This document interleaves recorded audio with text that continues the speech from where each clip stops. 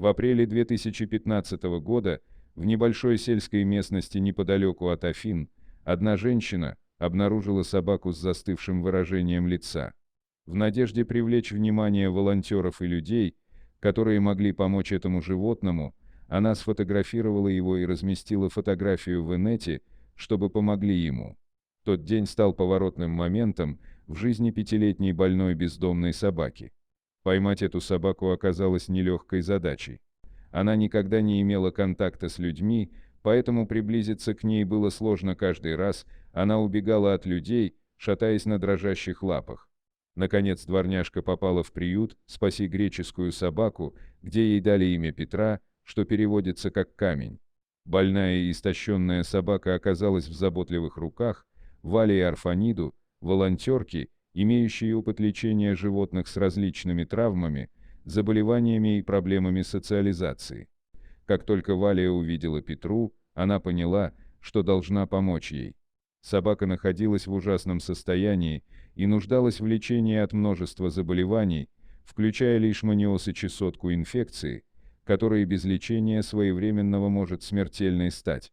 Окаменевшие участки кожи собаки были результатом чесотки.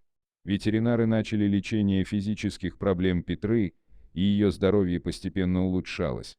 Однако ее психологическое состояние продолжало вызывать беспокойство.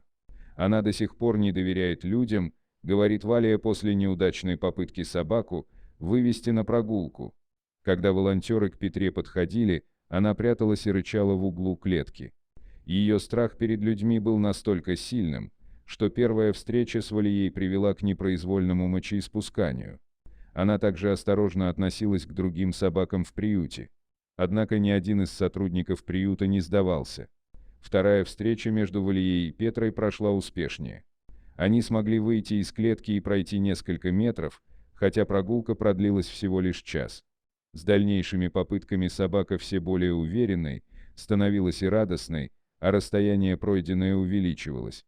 Через пару месяцев животное начало принимать ласку от людей, играть со своими игрушками и подружилась с другими собаками в приюте.